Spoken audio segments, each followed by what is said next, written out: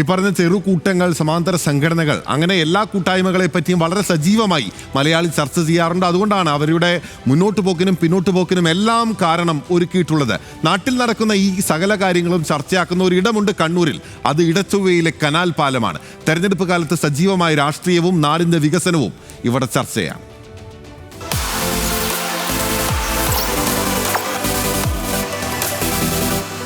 തെരഞ്ഞെടുപ്പ് കാലത്ത് രാഷ്ട്രീയം പറയാതെ ഒരു കൂട്ടായ്മകളും എവിടെയും ഉണ്ടാകുന്നില്ല എന്നതുകൊണ്ട് തന്നെ അത്തരം ചില സംഭാഷണങ്ങളിലേക്ക്, ചില അഭിപ്രായങ്ങളിലേക്കൊക്കെയാണ് പോകുന്നത്. അപ്പോൾ എടച്ചവ്വയിലെ ആ കൂട്ടായ്മയിലേക്കാണ്. ഇവർക്ക് സ്നേഹതീരം എന്ന പേരിലാണ് ഇവർ ഇങ്ങനെ ഇരിക്കുന്നത്. ഇവരെ പ്രത്യേകിച്ചൊരു ഇരിപ്പിടമൊന്നുമില്ല. ഒരു കനാലാണ്. ആ കനാലിന് മുകളിലൂടെ ഒരു പാലം കടന്നു പോകുന്നു. ആ പാലത്തിന്റെ കൈവരികളിലാണ്.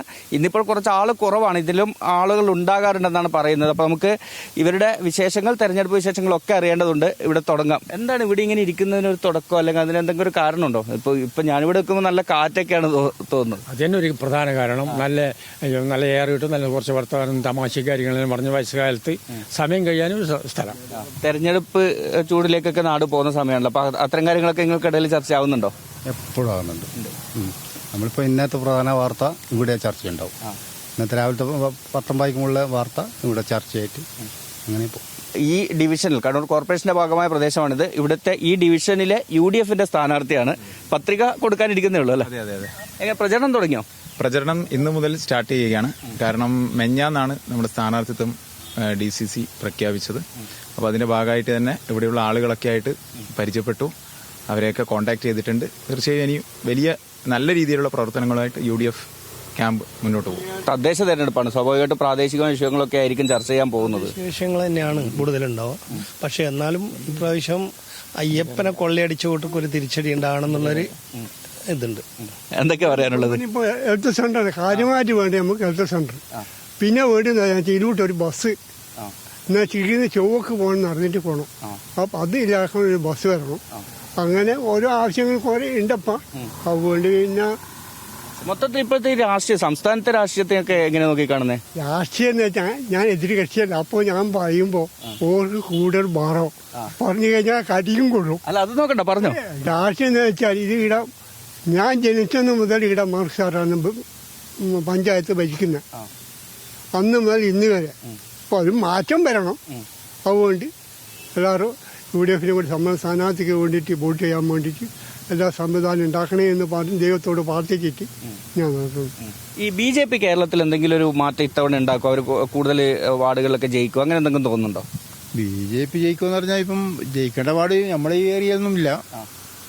അല്ല, സംസ്ഥാനത്ത് മൊത്തം BJPക്ക് എന്തെങ്കിലും ഒരു മാറ്റം കൊണ്ടുവരാൻ പറ്റുമോ? ഇതിപ്പം എന്തെങ്കിലും ഒരു മാറ്റം ഉണ്ടാകുമെന്ന് നമുക്കിപ്പം മുൻകൂട്ടി പറയാൻ പറ്റില്ല. കണ്ണൂർ കോർപ്പറേഷനിൽ എന്തായിരിക്കും ഇത്തവണത്തെ അവസ്ഥ? കണ്ണൂർ കോർപ്പറേഷൻ എന്ന് പറഞ്ഞാൽ കഴിഞ്ഞ 1-2 പ്രാവശ്യത്തെ തവണ ഭരണം കാണുമ്പോൾ ഇടതുപക്ഷത്തിന് കിട്ടിക്കഴിഞ്ഞാൽ പാർട്ടി ഭരിക്കും, UDFന് കിട്ടിയാൽ ഉദ്യോഗസ്ഥന്മാർ ഭരിക്കും. അങ്ങനത്തെ സ്ഥിതിയാണ് ഇപ്പോൾ നമുക്ക് കാണാൻ കഴിഞ്ഞത്. ഇതിലേതാ നല്ലതെന്ന് ചോദിച്ചാൽ ഉത്തരം ഉണ്ടാവില്ല അല്ലേ? ചോദിച്ചാൽ ഉത്തരം ഉണ്ടാവില്ല. തെരഞ്ഞെടുപ്പ് പ്രചാരണം ഒരു ചൂട് പിടിച്ച് വരുന്നതേ ഉള്ളൂ എന്ന് തോന്നുന്നുണ്ടോ?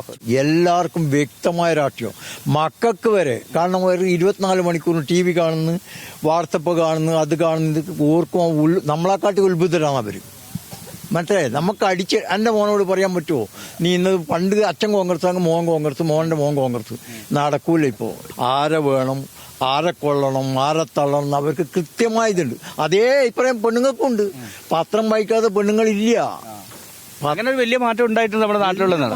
ഏതായാലും ഞാൻ വന്നപ്പോ നോക്കിയത് ഇവിടെ ഇതൊക്കെ നിങ്ങൾ പോസ്റ്ററിന് വേണ്ടി മാറ്റി വെച്ചാണല്ലോ. ഇപ്പം ഇവര് വെച്ചതാണ്. അടുത്ത നാളെ ഇപ്പം ബോർഡ് വെക്കേണ്ടിയാണ്. അപ്പൊ വ്യക്തമായിട്ട് നമ്മൾ ഒരു രാഷ്ട്രീയം പറഞ്ഞിട്ട് ഒരാൾ നമ്മുടെ സമൂഹത്തിനെ നന്നാക്കാൻ പറ്റില്ല. എല്ലാവരും ഉത്ഭുതരാണെന്നാണ് ഞാൻ പറയുന്നത്. തെരഞ്ഞെടുപ്പിന്റെ കാര്യങ്ങളൊക്കെ നോക്കുന്നുണ്ടോ? എങ്ങനെയാണ്, എന്താണ് അഭിപ്രായം തെരഞ്ഞെടുപ്പിലൊക്കെ? പത്രവായനയിൽ കൂടിയുള്ള മനസ്സിലാക്കിയിട്ട് ഈ പത്രമൊക്കെ വായിക്കുമ്പോൾ എന്താ തോന്നുന്നത്? നമ്മുടെ നാട്ടിലെ രാഷ്ട്രീയമൊക്കെ എന്താ അതിനെ കുറിച്ചൊക്കെ തോന്നുന്നത്? അതിനെപ്പറ്റി തുറന്നു പറയാൻ പറ്റില്ല. എനിക്ക് തുറന്നു പറയാൻ പറ്റില്ല.